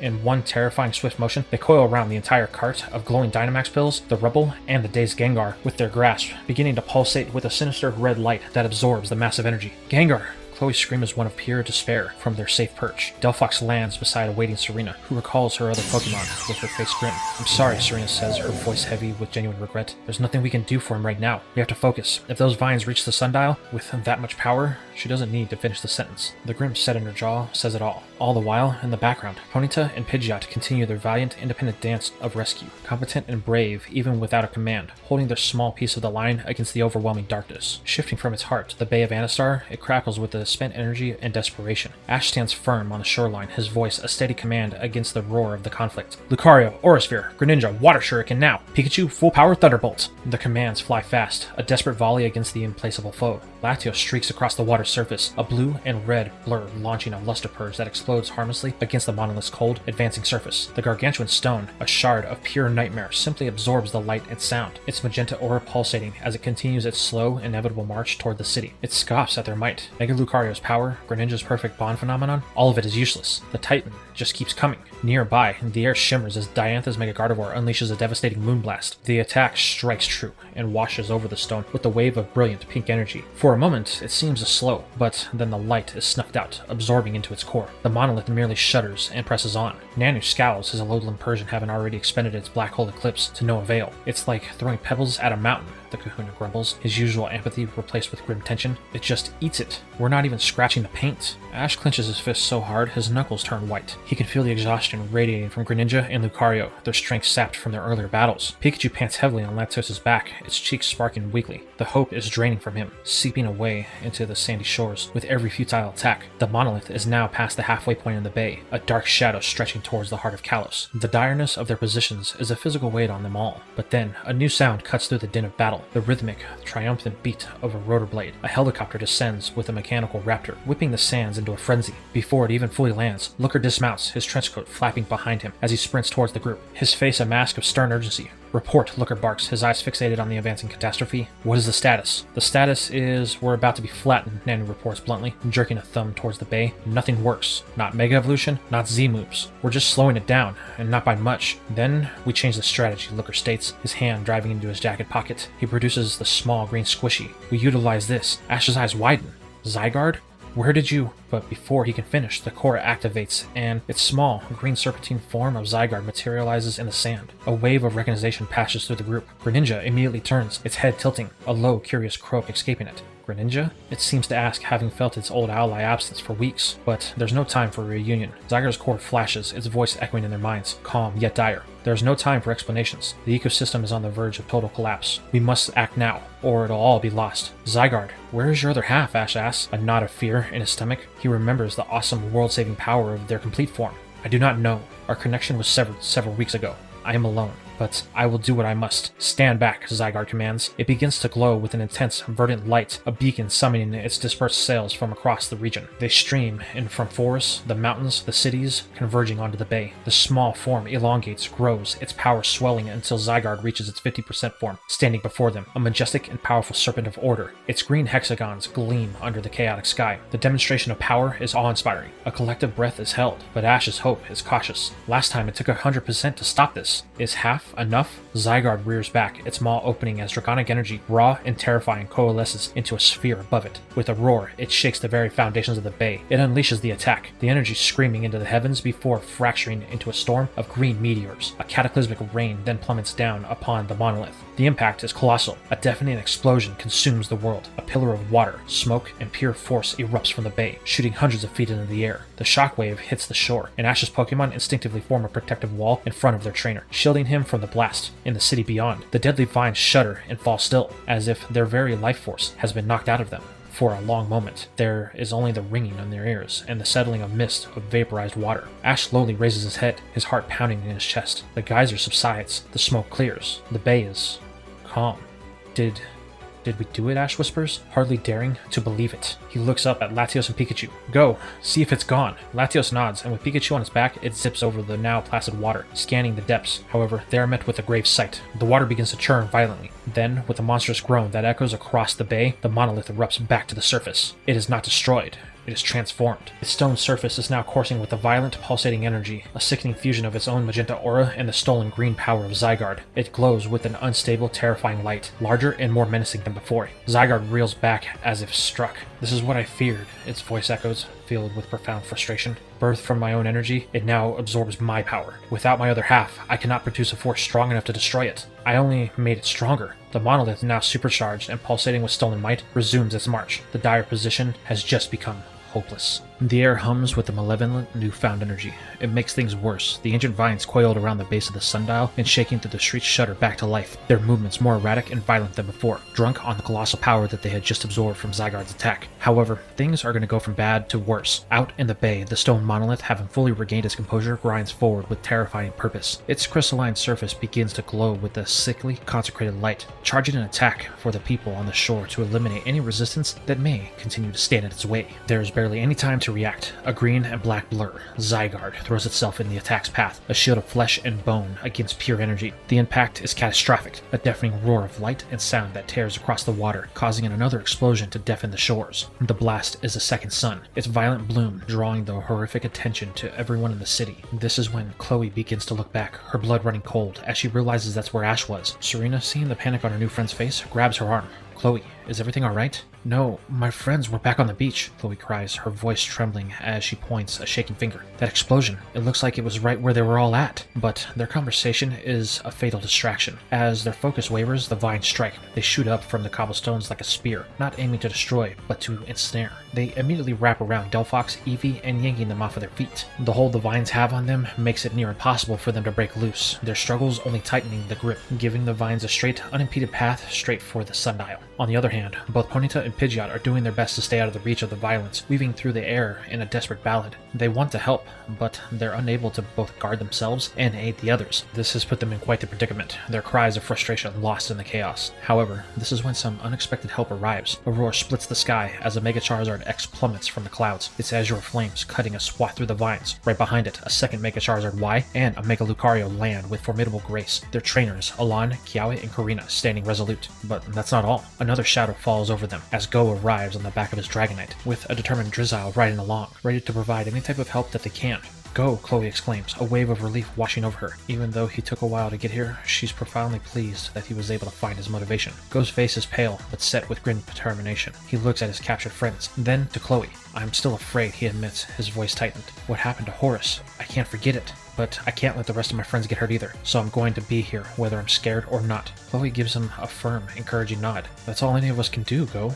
That's enough. This is when Serena recognizes the new arrivals, her eyes widening. Alon? Karina? She breathes the names familiar on her tongue. The statement immediately gets the attention of both Go and Chloe. You know these two? Chloe questions. Yeah, Serena says, a flicker of her callous journey in her eyes. Me and Alon have history together. He was the rival to one of my friends. She turns her gaze to the stoic trainer. Alon, what are you doing here? He meets her stare, equally surprised. I could ask you the same thing, Serena. I came to help Ash. I heard that he was in trouble and came to offer anything that I could. Serena's heart skips a beat. Her breath catches. Wait, Ash is here? Where? My friend is Ash, Chloe interjects, her earlier dread returning full force. And he's over there where that explosion just happened. She gestures desperately towards the settling smoke on the shore. What, do you know him too? Wait, Ash was just an explosion, Go says, his composure cracking. At this moment, the desperate threads of their lives snap together in a single, undeniable truth. They all realize that they have more in common than they originally knew. A single, brilliant thread tying them together. Ash. Serena's mind reels, a storm of hope and fear. She would give anything to see him again. However, at this moment, they're going to be reminded that they have far more pressing issues to deal with. The vines, momentarily halted by the new arrivals, begin to breathe and lash out again. And as the explosion's light fully subsides, they can once again see the monolith out in the bay, its progress relentless, making its way to the Anastar sundial. This is when Horus is finally able to join them. We have to stop these vines and clear its path, Karina yells, her Lucario falling into a battle stance. Right, everyone, on the attack, Alon commands, his Charizard unleashing a jet of fire. Just as everyone prepares to give the command for their Pokemon to start eradicating the vines once again, this is when another problem begins to arise. A shop forgotten in the chaos and tangled vines, shelves holding the volatile Dynamax pills, and Ash's trapped Gengar begins to shudder violently. The vines holding it crackle with rogue electricity, and a bright, terrifying purple light begins to erupt from within, pulsating with unstable, catastrophic power. Back on the beach, the air is thick, heavy with dust and shattered rocks, and the ozone tang of sped power. Diantha, Nanu, and Looker can only stare, a silent, horrified trio, as the stone monolith grinds forward from the bay. It's not only moving,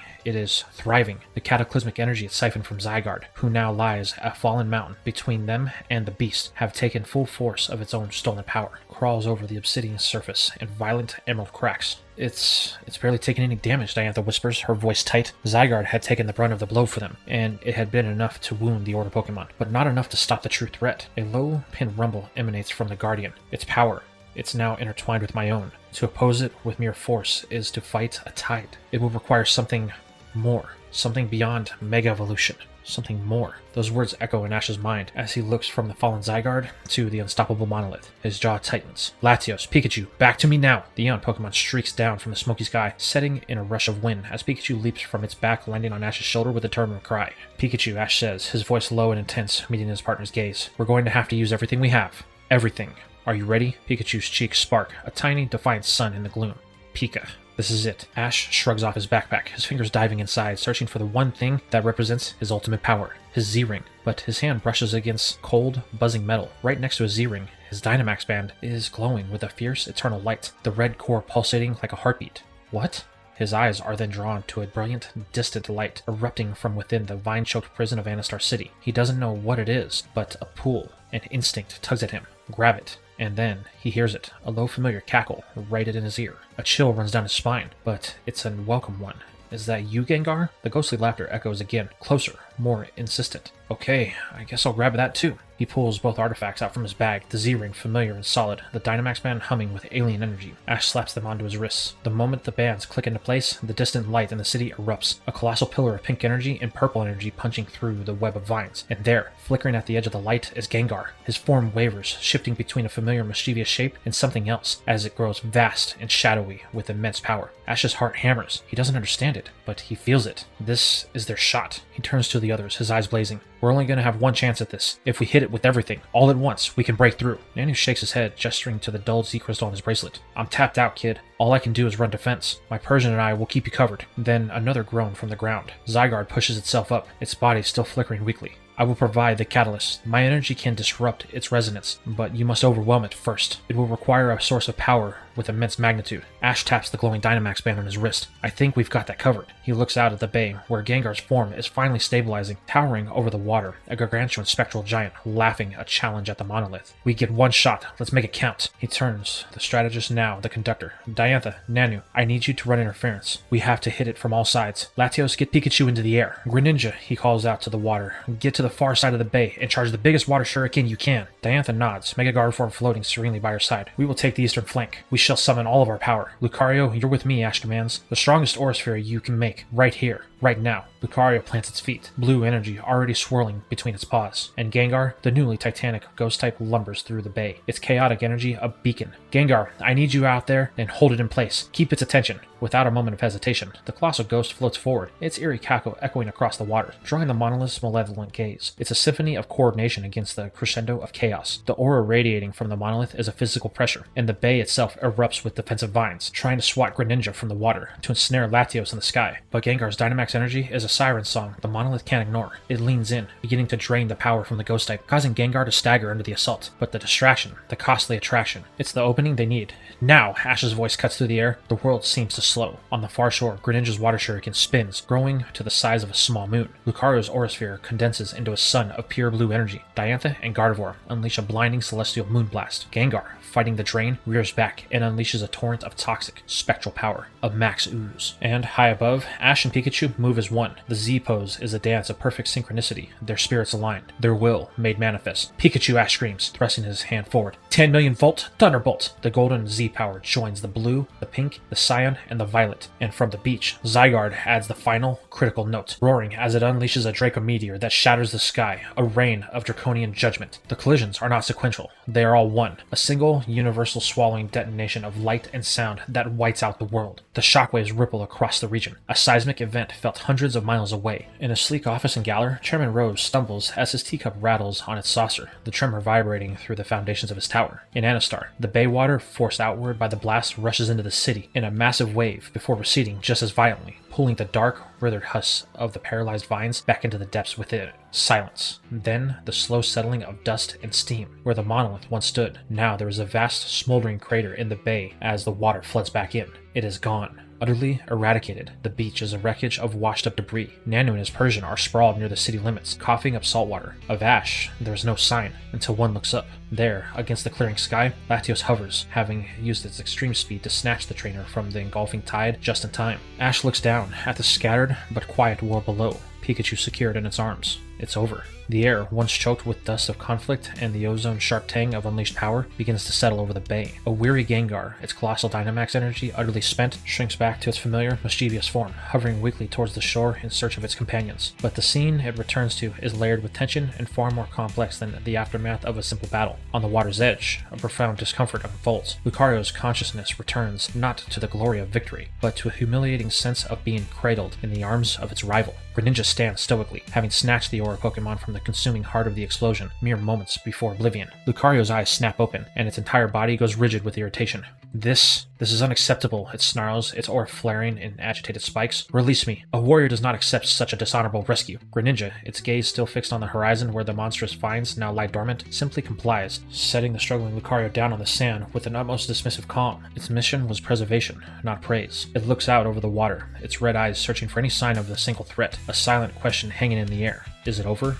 Is Kalos finally safe? The answer to its eternal quandary is momentarily postponed as the scattered pieces of their group begin to coalesce. Ash's entire team converges upon him as Latios glides in for a graceful landing, the boy and his Pikachu leaping from its back. Latios, thank you, Ash exclaims, his voice full of genuine gratitude. I don't know why you keep showing up for me, but I'm really glad that you do. The Eon Pokemon offers only a deep, acknowledging hum before, in a streak of pure blue and red, it rockets back into the sky, leaving a trail of mystery in its wake. Ash shakes his head with a fond smile, just as his Pokemon find their places at his side. Ponyta, Pidgeot, the drained Gengar, the seething Lucario, and the resolute Greninja. You were all amazing, he tells them, his heart swelling with pride, but his expression quickly turns concern as he scans the beach. Ponyta, Pidgeot, where's Chloe and Horus? He doesn't have to wonder for long. The sky darkens momentarily as the three powerful silhouettes descend, two Charizard and a Dragonite. On their backs are a reunion of allies, Alon, Kiawe, Horus, Chloe, Karina, Goh, and to Ash's stunned surprise, Serena. Simultaneously, the authorities, Nanu, Looker, and Diantha, regroup with them. The collective wave of relief and awe washes over the assembled heroes, a silent celebration of their impossible victory. But the moment is shattered by a weak, pulsating green light. The depleted Zygarde cord struggles into their midst, its movement labored hops. There is no time for celebration, and intones the voice a grave whisper in their minds. What we faced was merely the beginning. A greater danger stirs on the horizon.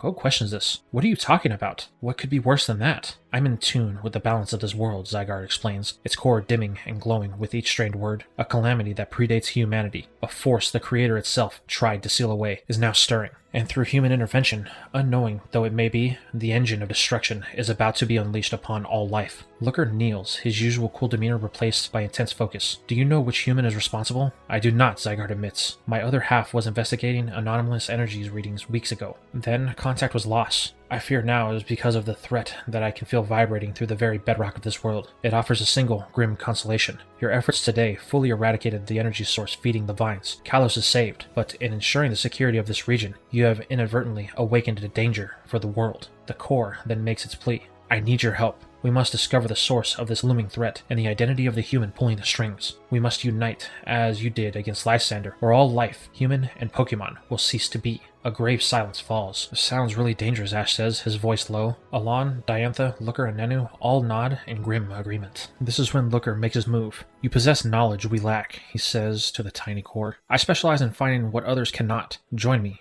Together we can investigate this, perhaps stop the calamity before it starts. Zygarde considers this proposition heavily. Seeing no alternative, it agrees, hopping up the agent's sleeve and nestling itself into its jacket pocket. But before it retreats to rest, it addresses Greninja directly. Your mission is accomplished. Kalos is secure, but the world is not. If you wish to be the hero you've proven yourself to be, you must rejoin your trainer. Face this new threat. To face this new threat, your true power must be unlocked, and the only way that can be achieved is at your trainer's side. With you, we have a chance. Ash doesn't hesitate, stepping forward with a bright, determined grin. Well, it looks like you're coming with me again, Greninja. I'm happy to have my partner back.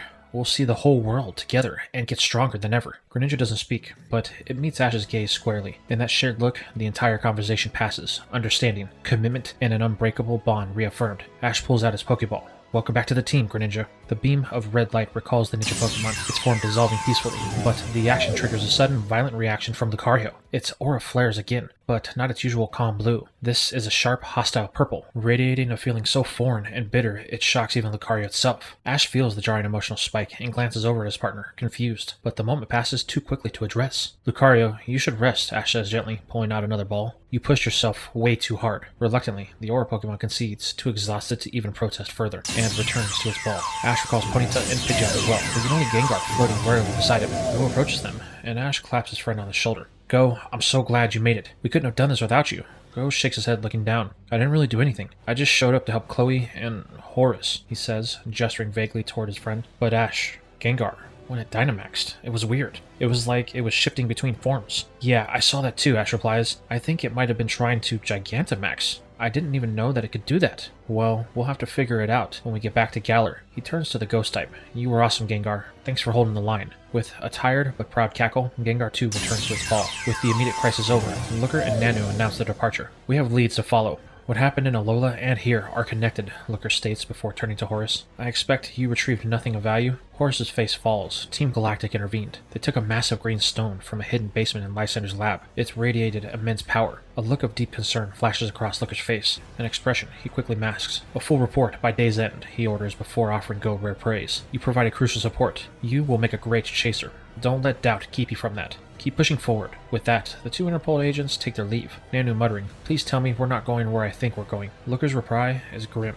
I hope you're in the mood to visit an old friend in the Crown Tundra. As they vanish, the mood shifts among the remaining friends. Ash, Alon, and Kiawe share a look of seasoned camaraderie. Glad you guys could make it, Ash says. Just like old times, Alon replies with a faint smile. Too much like old time, Ash counters. But we got it done. Now that you have Greninja back, Alon says, his competitive spirit igniting, I expect a rematch in the World Coordination Series. After we've all rested. You're on, Ash grins. Alon then turns to Kiawe. And you. After all our training, I expect to see you in the Masters Tournament too. I want to battle you. Kiawe crosses his arms, a fiery determination in his eyes. I have no intention of staying behind. I still owe Ash for Akala Island, and I will master a Mega Evolution before I take him down. Nearby, a quieter reconciliation is underway. Go fumbles with an apology to Horus. I'm sorry I wasn't sooner. I was scared. Stop, Horus immediately interrupts gently. I froze on my first real mission too.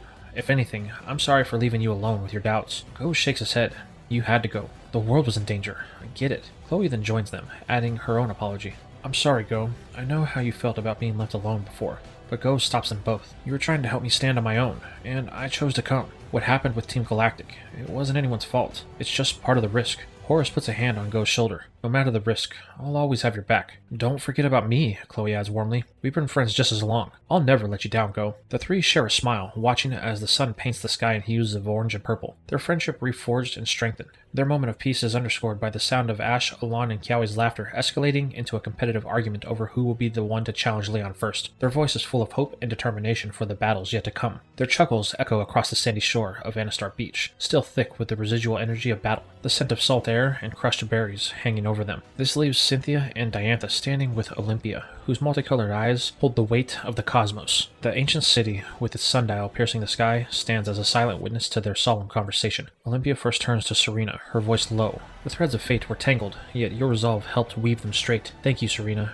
for your courage. Your light was a beacon in the fog of war. She then shifts her gaze to the champion, her expression turning graver. And thank you, Diantha, for your strength. The support of the League was the anchor we desperately needed. Diantha, her elegant features etched with a new, wary concern, tilts her head. A faint frown touches her lips. Support I was shamefully late in providing. You tried to contact me, she questions, her voice laced with a hint of personal hurt beneath the professional regret. I was unaware. What was the reason? Olympia's gaze grows distant, seeing not the three of them on the beach, but a fractured future. The reason was a vision, a darkness I have seen before, a solitary individual with immense power, seeking to corrupt the world for his own selfish gains. He moves from the shadows, his tools, the fear and ambition of others. She closes her eyes, as if pained by the memory. And from what Looker has whispered, and from the primal truths heard from the Zygarde's roar, I have a feeling that this was just the beginning. The words land heavy on Diantha. She turns away slightly, her eyes scanning the horizons where the monstrous vines of the bioengineered monolith had recently clawed into the sky. She doesn't like this. She doesn't like any of it. The moment Macrocosmos tore that giant stone from the earth, they unleashed a chaos Kalos was not prepared to contain, leaving them to deal with the attack and its painful aftermath. Her gloved hands tighten into fists. Macrocosmos, she says, the name leaving a bitter taste. Olympia, this isn't over. There are things I must follow up on, connections within the company that need scrutiny. You have my word. I will be in contact with you momentarily.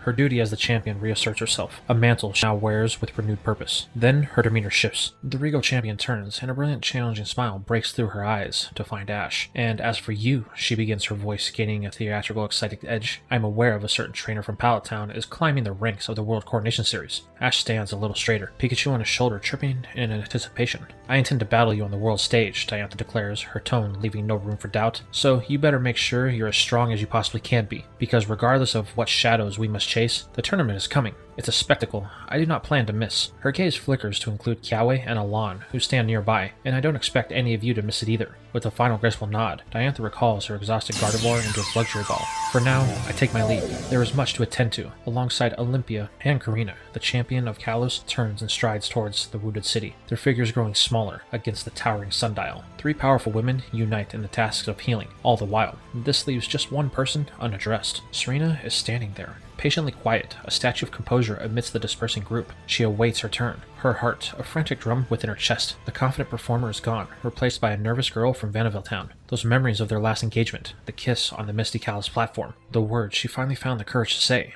are flashing in her head on a brilliant, terrifying loop. She doesn't know what she's going to say. She wonders what he is going to say. Is he going to be upset that she left? Is he going to be excited to see her? Is that moment on the platform a beautiful, closed chapter, or is it a door, left slightly ajar, with all its unresolved tension still waiting on the other side? She just doesn't know. This causes her to start to sweat a bit, her palms damp. Even though she's become confident in herself, a performer that commands the stage, she still gets weak in the knees every time she sees Ash. However, the elaborate tension she has created for herself is shattered not by words, but by a joyful spark. Pikachu, sensing the beloved friend, abandons his perch on Ash's shoulder and darts over, nuzzling it affectionately against her leg. The gesture is so pure, so simple, that it breaks her spiral of anxiety. This is then followed by Ash himself, walking over with that familiar, easygoing smile that hasn't changed one bit. There is a moment of silence between them, thick with unspoken history. It's Horus who catches on with a knowing sigh. Well, he announces, a little too loudly, I believe we have to give Ash and Serena some privacy. It looks like they have a lot of catching up to do. After all, he adds, ushering a confused Goh and Chloe away, they have a rather steeped history here in the Kalos region. As everyone disappears from sight, leaving Ash and Serena standing alone with the lapping waves, Ash is the first to break the silence. His voice is warm, genuine, and utterly devoid of the tension she'd feared. It's been a while, Serena. I'm really glad to see you're okay, and doing so well. I saw your Pokemon out there. They're super strong. Even your Delphox evolved. And I didn't know it could Mega Evolve. That's amazing. The relief that washes over her is so potent, it nearly buckles her knees. She simply chuckles, the sound soft and real. Yeah, I didn't know Delphox had a Mega Evolution either. To be honest, she looks down at the keystone on her wrist, a mirror of his. One day, after a showcase, I was trading for some materials. I happened across a strange stall with all sorts of odd stones. One of them just started glowing when Delphox got near. On a hunch, I picked it up, and it just so happened to be a Delphoxite. This line of conversation between the two continues, easy and familiar, effortlessly easing the last of the tension Serena was feeling. The words themselves don't matter as much as the rhythm, the easy back and forth that has always defined them. Once again, her being around Ash brings a calm to her that she can only experience when he is near. And this is how the conversation continues, them just standing there on the beach as the orange glow of the sun setting stretches the shadows long behind them, painting the world in gold and saying more than words ever could, until we fade to the gentle sound of the Kalos Sea lapping against the shore. The next day, in the Anastar Showcase Hall, is a roaring sea of adoration, a thunderous wave of sound crashing against the stage where Serena stands, not as a contestant, but as a conjurer of pure wonder. At the heart of the event, high in the bleachers, Ash is on his feet, his voice raw from cheering, his eyes wide with unbridled pride. Beside him, Chloe and Goh are equally captivated, swept up in the magic unfolding below. Serena's every movement is a brushstroke on a canvas of light, her Mega Delphox, her brilliant partner. The majestic Pokemon, a vision of flowing violet fur and a blazing branch wand, moves with an impossible grace, weaving illusions of shimmering fire that blooms into a flock of Fennekin that scatters into dust. The crowd, witnessing the mythical Mega Evolution for the very first time, is held in a collective, breathless rapture, completely and utterly won over. I've never seen anything like it, Chloe grasps, her hands clasped to her chest. She's amazing, Goh yells over the turmoil. Goh, his sharp eyes soon flick from the spectacle on stage to the one right beside him. He nudges Chloe, nodding towards Ash, whose focus on Serena is absolute, a look of profound admiration plastered on his face. A sly grin spreads across Goh's features, finally understanding why Horus had them ushered off the day before. Hey Ash, he begins, his tone shifting from excitement to teasing. You never did tell us what you two talked about all night. You didn't come back from the beach until, dawn. Ash flinches, the spell of the performance broken. He scratches the back of his neck, a deep blush instantly coloring his cheeks. Huh? Oh, that. It was nothing. Just, stuff. Chloe, picking up on Goh's cue, leans in with a playful glint in her eyes. Stuff that takes all night? That sounds an awful lot like a secret to me. It's not a secret, Ash insists, his voice cracking slightly. It's just personal, between friends. Goh's grin widens. Personal, huh? Personal like you finally told her you have a huge crush on her? Ash's head whips around, his face now the color of a ripe tomato berry. What? No, that's not it at all. Why would I even say something like that? He sputters. Flustered denial is more telling than any confession could ever be. Chloe and Goh exchange a single, knowing glance. Oh, wow, Chloe says, a laugh bubbling in her voice. You got it bad.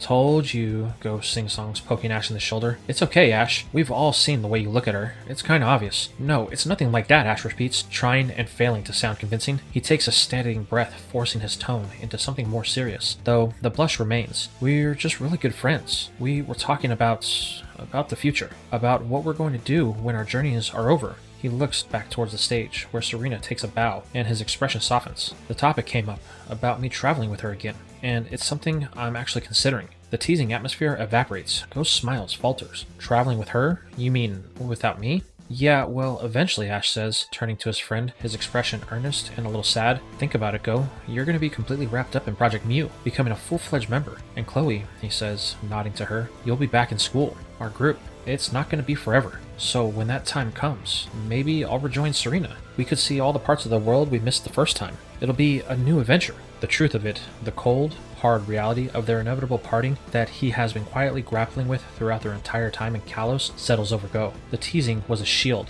and now it's gone. He is silent for a long second, watching his best friend, the person who pulled him into this incredible world of adventure. The pain of that future goodbye is a real physical ache in his chest. But then, he looks at Ash's hopeful, honest face, and he looks down at Serena, who is bowing to a thunderous standing ovation, her smile radiant as she accepts her next princess key. This is growth. This is moving forward. A soft, genuine smile replaces his look of shock. He doesn't say anything, simply nodding in quiet acceptance as Ash and Chloe, sensing the shift, begin to cheer even louder, their voices joining the seismic approval of the crowd, celebrating not just Serena's victory, but the beautiful, complicated, and enduring bonds of friendship that make every victory sweet. However, this feeling cannot last, as the roar of the halls become a distant, muffled thunder, a celebration for a hero that feels a world away. Here, in the soundproof opulence of the chairman's private lounge, the air is cold and still, charged with a tension that could power all of Wyndon. Leon, the undefeated champion, stands with his arms crossed, his usual easygoing demeanor replaced with a stern intensity. Before him, Chairman Rose gazes out the pragmatic windows, his back to the man he helped crown.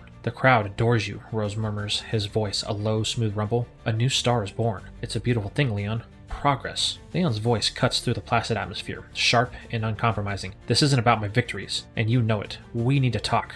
Now. While you were away, handling your business in other regions, Ash came to me. He had questions, concerns he picked up during his travels in Kanto. Rose turns, slowly, a patient, almost parental expression on his face. Ah, the passionate young trainer from Pallet Town. He does have a habit of stumbling into things, doesn't he? What concerns could he have possibly raised that has you so agitated, my boy? He claims the Dynamax energy that we've been synthesizing into pills, that very technology you pioneered, it wasn't yours to pioneer. Leon takes a step forward, his cape rustling softly. He says the schematics, the core science, it bears the fingerprints of Team Rocket. Is it true? As the champion of Galar, the man tasked with protecting the region and its people, I have the right to know. I demand to know. Did we build our future on the foundation poured by criminals? Rose's smile doesn't falter, but it changes, sharpening and hardening at the edges. He lets the silence hang for a moment, a calculated tool. I understand your concern, Leon. Truly I do. It shows you care. But you must understand something that is far, far greater than your concerns or even mine. Galar is facing a crisis, a silent, creeping rot that no one is aware of, save for me. And it is a crisis I intend to remedy. But I can only do that if everyone who works for me, especially my champion, gives me 100% of their unwavering support. He gestures for Leon to join him at the window.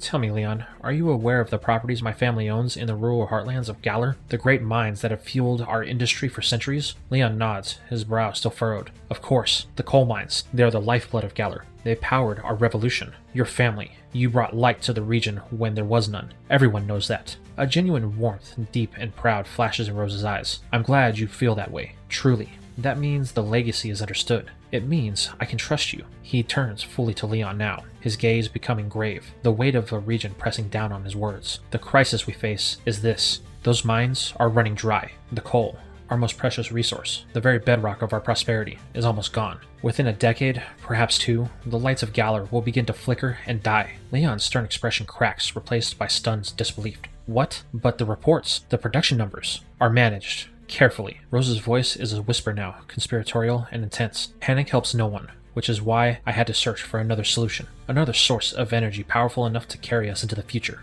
And I found it. He pauses, letting the admission hang in the air. Yes, Leon. The initial technology was developed by Team Rocket, a failed project to create superpowered Pokemon for their nefarious purposes. But through my research, I have refined their crude science into something magnificent. He leans in, his eyes gleaming with the visionary's fire. The Dynamax pills are not merely a sporting tool. They are a key. When a Pokemon uses them, the energy they release is phenomenal, and we have learned to capture it, to harness it. That energy, once stabilized, will provide a source of power that is clean, limitless, and utterly revolutionary. It will allow Galar to not just survive, but to thrive, to become a beacon of industry and technology for the entire world to follow. It is simple.